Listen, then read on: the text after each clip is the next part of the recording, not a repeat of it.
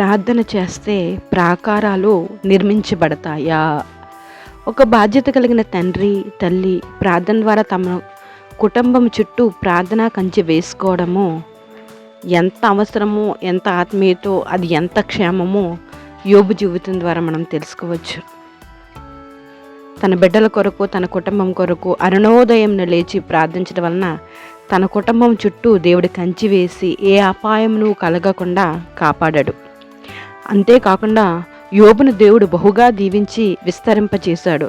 ఉదయకాలపు ప్రార్థన ఎడతెగక ప్రతిదినము కుటుంబము కొరకు తండ్రి లేక తల్లి చేసే ప్రార్థన ఎంతో విలువైనది. దాన్ని నిర్లక్ష్యం చేసినట్లయితే ఏమి జరుగుతుందో ఒక ఉపమానాన్ని నేను మీకు తెలియచేయాలని ఆశపడుతున్నాను. ఒక ఆత్మీయుడు తన కుటుంబంతో పాటు ఎడారిలో ప్రయాణం చేస్తున్నాడు. అతడు ఒక వ్యాపారవేత్త. ఆ ఎడారిలో ఉండే బందిపోటు దొంగలు అమాంతంగా వచ్చి దోచుకుంటారు కనుక వర్తకులు ఒక్కొక్కరుగా కాకుండా గుంపుగా కలిసి ప్రయాణం చేస్తూ రాత్రి సమయంలో ఒక చోట ఆగి బస చేసేవారు. అలా బస చేసే ప్రతిసారి ఎడారి దొంగల యొక్క చేతిలో పడిపోకుండా ఉండడానికి ఈ ఆత్మీయుడు ప్రతిరోజు ఈ విధంగా ప్రార్థన చేసేవాడు. ప్రభువా, ఈ ఎడారిలో దిక్కుతోచని స్థితిలో మేమున్నాము. ఏ వైపు నుంచి ఎవరు వస్తారో, ఎవరు వచ్చి మా మీద దాడి చేస్తారో మాకు తెలియదు. నీవే మమ్మల్ని కాపాడు దేవుడువు. కావున మీ చేతులకే మమ్మల్ని మేము అప్పగించుకొనుచున్నాము. మాకున్న సమస్తాన్ని అప్పగించుకొనుచున్నాము. కావున మీరే మా చుట్టూ కంచి వేసి కాపాడమని కోరుకుంటున్నామని ప్రార్థన చేసి పడుకునేవాడు. ఈ విధంగా ప్రతిరోజు పడుకునే ముందు ఖచ్చితంగా ప్రార్థన చేయడము తనకు ఒక అలవాటు. ఒకరోజు మధ్యరాత్రి ఏదో శబ్దం వినబడగా ఆత్మీయుడు నెమ్మదిగా తన గుడారంలో నుండి బయటకు వచ్చి చూడగా మసకలో దీపపు క్రాంతిలో 5 వ్యక్తులు కనిపించేసరికి అతనికి చాలా భయం వేసింది. భయంతో వణుకుతూనే ఎవరు మీరు అని ప్రశ్నించాడు. అప్పుడు వాళ్ళలో ఒక వ్యక్తి, నువ్వు ఇక్కడికి రా, నీతో మాట్లాడాలి అని పిలిచాడు. అర్ధరాత్రి సమయంలో ఖచ్చితంగా వీరు బందిపోటు దొంగలై ఉంటారు, ఖచ్చితంగా మమ్మల్ని దోచుకోవడానికే వచ్చి ఉంటారు, ఇంకేముంది మా పని అయిపోయిందని భయపడుతూనే దీపం పట్టుకుని నెమ్మదిగా అడుగు వేసుకుంటూ వారి దగ్గరికి వెళ్ళాడు. అప్పుడు ఆ బందిపోటు దొంగలు, ఈ ఎడారిలో మీరు బస చేస్తున్నటువంటి ఈ స్థలం చుట్టూ ఇంత పెద్ద గోడ రాత్రికి రాత్రే కట్టడం నీకు ఎలా చేతనవుతుంది? ఈ గోడ ఎక్కడి నుండి తెప్పిస్తున్నావు, ఎలా కట్టిస్తున్నావు అని ఆశ్చర్యంగా ప్రశ్నించేసరికి ఆత్మీయుడికి అంతా అయోమయంగా ఉంటుంది. అయ్యా, మీరేం మాట్లాడుతున్నారు, నాకేం అర్థం కావడం లేదు. ఏ గోడ అయ్యా, మీరేం చెప్తున్నారు అని ప్రశ్నించగా అప్పుడు వాళ్ళు, అదేనయ్యా, చుట్టూ కనిపిస్తున్న గోడ గురించే మేము మాట్లాడుతున్నాము. మేము గత వారం రోజులుగా నిన్ను, నీ కుటుంబాన్ని, నీకున్న సర్వస్వాన్ని దోచుకోవాలని నీ వెంట పడుతున్నాము. కానీ రాత్రి అయ్యేసరికి నీ ఉన్న స్థలం చుట్టూ చక్కగా గోడ నిర్మించి మేము లోపలికి రాకుండా చేసేస్తున్నావు.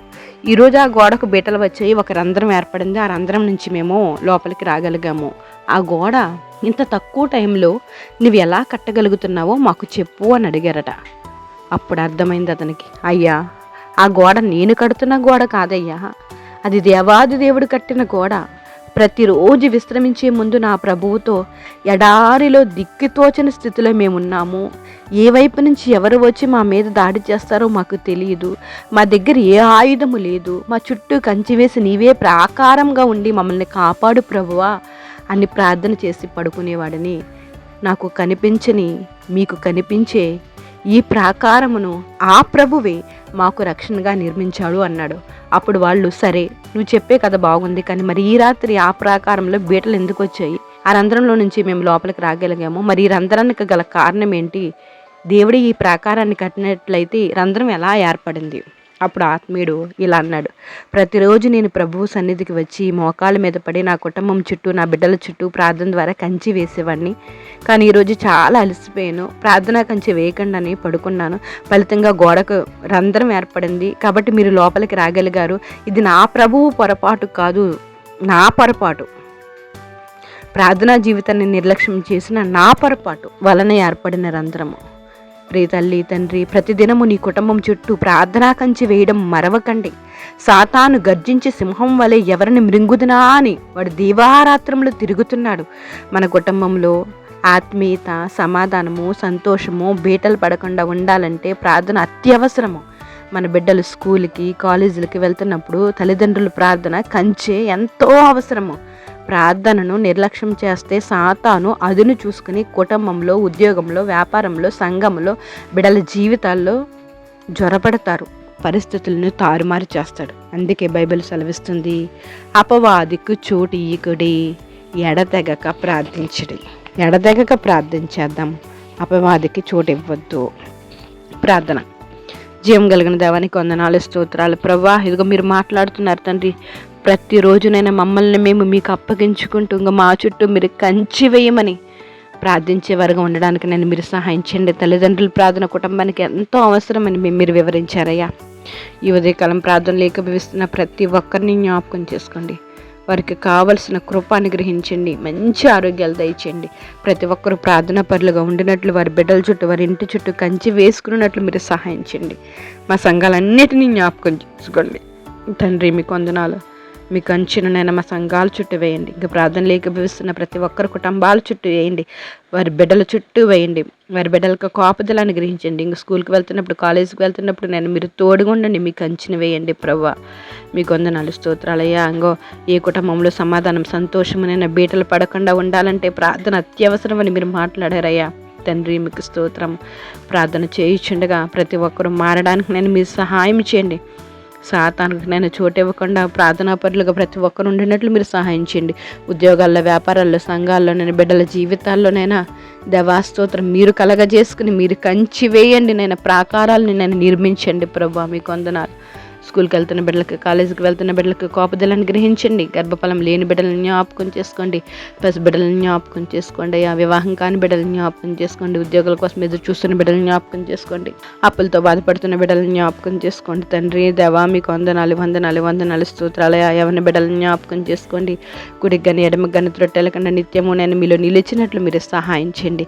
మేము ప్రతిరోజునైనా మమ్మల్ని మేము మీకు అప్పగించుకుంటూ మా నోటి మాటల హృదయ జ్ఞానం మీకు అంగీకారంగా ఉండినట్లు నేను మీరు సహాయం చేయండి.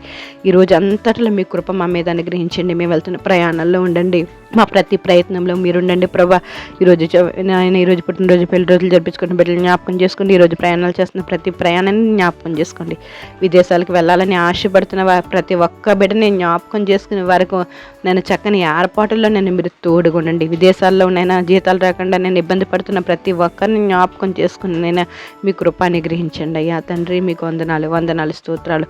ప్రతి ఒక్కరి పట్ల అద్భుతమైన కార్యాలు మీరే జరిగిస్తారని, ప్రతి ఒక్కరునైనా మీ మీద పరిపూర్ణంగా ఆధారపడుతూ మీ యందు భయభక్తులతో జీవించినట్లు మీరే సహాయం చేస్తారని, ఉదయకాలం ప్రార్థనలు ఏకీభవిస్తున్న ప్రతి ఒక్కరిని మీ పాదాలకు అప్పచెప్తూ అందరి జీవితంలో అద్భుతమైన కార్యాలు నేను మీరే జరిగిస్తారని, సమస్త ఘనత, మహిమ, ప్రభావాలు మీరు పొందుకుంటారని ప్రభువుని యేసు నామములో అడిగి వేడుకుంటున్నాం మా పరమ తండ్రి. Amen. Praise the Lord. God bless you all.